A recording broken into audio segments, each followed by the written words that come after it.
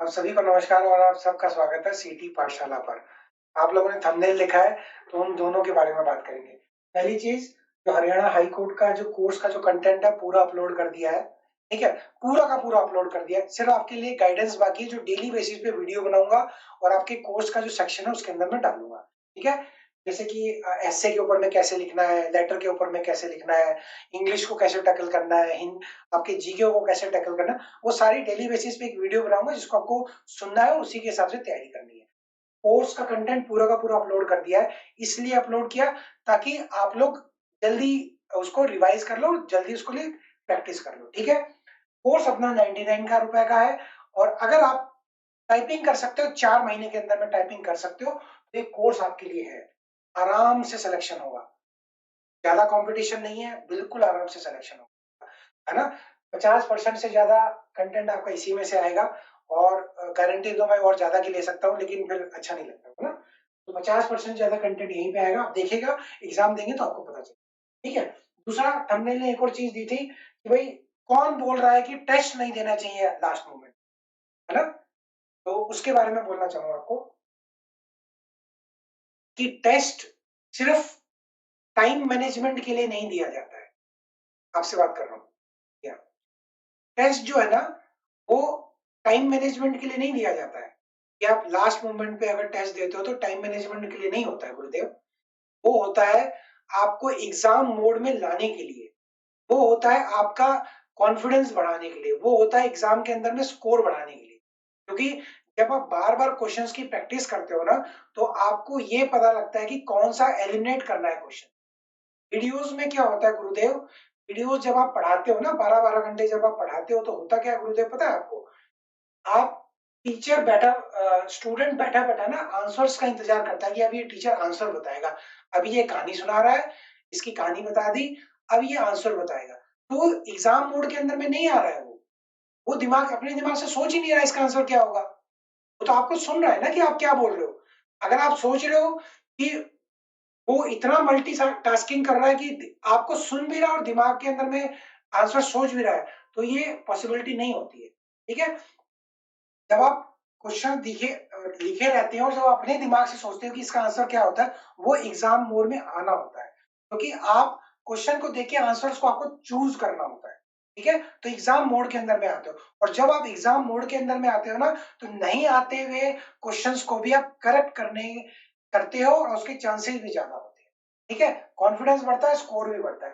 तो मेरा स्टूडेंट से यही कहना है, लास्ट मोमेंट पे डेली बेसिस पे एटलीस्ट 1 मॉक टेस्ट तो लगाओ डेली बेसिस और क्वेश्चंस की प्रैक्टिस करो, आंसर छुपा के क्वेश्चंस की प्रैक्टिस करो। अपने चैनल के ऊपर में हम लोगों ने सारा का सारा कंटेंट अनलॉक कर दिया है। सभी कोर्सेज का अनलॉक कर दिया है। जो मोस्ट इम्पोर्टेंट जो क्वेश्चंस है ना 12,500 के वो भी हमने अनलॉक कर दिया। आप जाके उसको चेक कर सकते हो और आज से अनलॉक नहीं किया है। जब से लोग ये फ्री करना स्टार्ट कर रहे थे ना कि अब हम फ्री कर रहे हैं करके, उससे पहले लगभग 1 हफ्ता हो गया अपने को अनलॉक किए हुए। ठीक है? तो सारा कोर्स का जो कंटेंट है अपने हम लोगों ने अनलॉक कर रखा है। आप वहाँ पे उसकी पीडीएफ देख के आप इज़िली क्वेश्चंस को छुपा के आंसर्स की प्रैक्टिस कर सकते हो। ठीक है? कि सही आ रहा है कि नहीं आ रहा है। ठीक है? और मुझे समझ में नहीं आता कि अ, लोग सिर्फ़ इस तरह की बातें क्यों करते हैं कि मतलब सारा जहान है एक तरफ और एक तरफ मतलब एक आदमी एक तरफ कह रहा है कि टेस्ट नहीं देना चाहिए। पता नहीं हो सकता है कि सारे टीचर गलत हों और एक ही टीचर सही हो, क्योंकि इस टाइम पे सही गाइडेंस बहुत ज़रूरी है। मैंने अ, सुनील बुरा जी का भी एक वीडियो देखा था जिसमें उन्होंने बोला कि भई टेस्ट देने चाहिए अभी इतनी मैराथन की ज़रूरत नहीं है। वो सही बोल रहा है बंदा भाई, वो सही बोल रहा है बंदा। क्योंकि इस टाइम पे एंड टाइम पे जाके लोग सब क्योंकि इस टाइम पे लोग सोचते हैं कि अभी टेस्ट का टाइम आ रहा है, माहौल आ रहा है तो इतने यूज़र्स लो, सब्सक्राइबर बढ़ेगा, ये करोगे, वो करोगे, ठीक है। मतलब आप बढ़ाओ लेकिन एटलीस्ट उनको भाई जो डेली बेसिस पे जो दे रहे हो उनको क्वेश्चन का एक डेटाबेस दे दो ना, कि भाई लो भाई इसको पढ़ लो, पूरी पॉलिटी के मैंने 1000-1200 क्वेश्चन दिए हैं, इनको पढ़ लो आप, रिवाइज़ कर लो।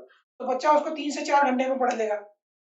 अगर उसी को वीडियो में कर ले तो बहुत टाइम चला जाता है, ठीक है? देखो सबकी अपनी-अपनी थिंकिंग है, तो और यहाँ पे जब देखो हमारा भी हक बनता है कि हम यूट्यूब पे आके बोले, जब एक कोई बंदा आके बोल सकता है कि सबको छोड़ दो और यहाँ पे आ जाओ, तो हमारा भी हक बनता है कि भैया उसको छोड़ दो, यहाँ आ जाओ।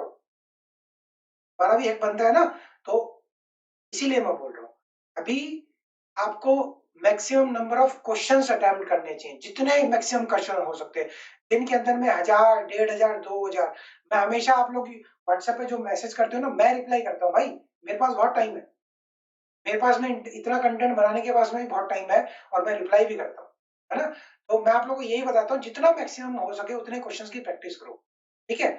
और देखिए, हो सकता है कि हम भी टीचर हैं, हमसे भी कोई गलती हो जाती है, हम भी कुछ गलत बोल देते हैं, हम भी मतलब क्वेश्चन बनाने में कुछ गलती कर देते हैं। तो देखो, हम भी ह्यूमन है, हम भी मिस्टेक है। आप लोग भी जब एग्जाम देते हो तो भाई आते हुए भी क्वेश्चन रॉन्ग कर देते हो, है ना?